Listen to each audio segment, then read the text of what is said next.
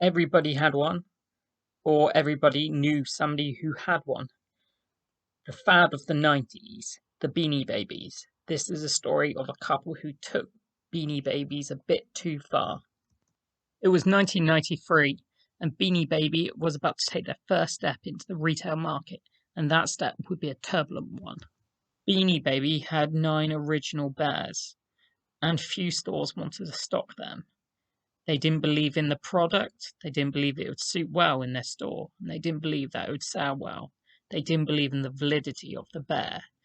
The stores that did stock them, they did not sell well, even at the low price of $5.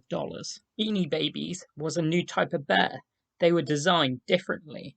They had less stuffing in them. They had a new type of stuffing. Their limbs were more opposable. They looked like traditional bears, but they weren't. You had whole new design ranges of bears. This was unique.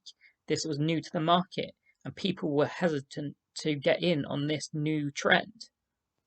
It looked like Beanie Baby wasn't going to last long. It wouldn't be until 1995 until Beanie Baby fever would kick in and millions of Beanie Babies will be brought worldwide. It was 1995 and Beanie Baby fever had gripped the world. This fever was all down to Ty Warner, the inventor of Beanie Babies, and his marketing strategies. He would always redesign, reinvent, re-release bears and retire bears, so there's always a limited time to get these bears. This made them scarce, these made them collectible, and the public slowly cottoned on and started slowly collecting them, increasing the value, the worth, and the popularity of these bears. Located in the city of Las Vegas, Harold and Frances Mountain had just discovered Beanie Babies and fell in love with them and was eager to get on the trend. Over the years, their collection grew. They spent $2.5 to $5,000 on their collection. They collected hundreds of different Beanie Babies. They both had a love and a passion for Beanie Babies. It was a common interest they could do together, a hobby that they loved.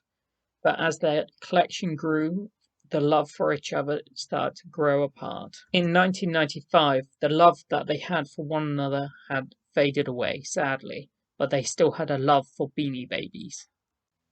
With their love for each other fading away, they kept on fighting and bickering with each other, even though they both had a love for Beanie Babies.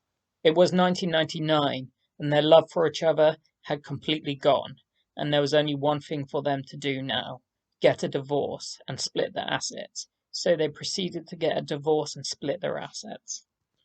But there was one thing they couldn't split, what they bickered over and fought over: their Beanie Baby collection. They fought so badly over this Beanie Baby collection that they had to go to family court, where it made the press. So, on the 5th of November 1999, they went to court to fight for their Beanie Baby collection. Judge Hardcastle told the couple this isn't about toys, it's about control. Because you can't solve it yourself, it takes the service of a district court judge, a bailiff, and a court reporter. And he was right. This wasn't about Beanie Babies. Yes, they both loved the Beanie Babies and they desperately wanted it. But deep down, this was about each other hating each other and not wanting each other to have something that they couldn't have themselves. And they just didn't like each other that much. So they just wanted to screw each other over as much as possible.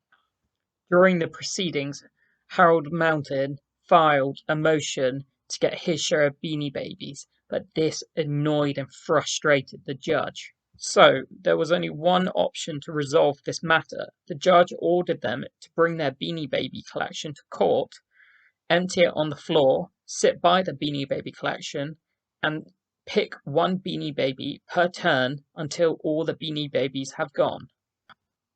Frances and Harold Mountain both were embarrassed. Frances said, "I don't agree with the judge's decision to do this. It's ridiculous and embarrassing." Yes, it was ridiculous and embarrassing, but their behaviour led to this, and it was hugely embarrassing for them, but it was hugely funny as well. The people who were watching the trial, all six of them, burst out laughing at the people. Well, five of them did.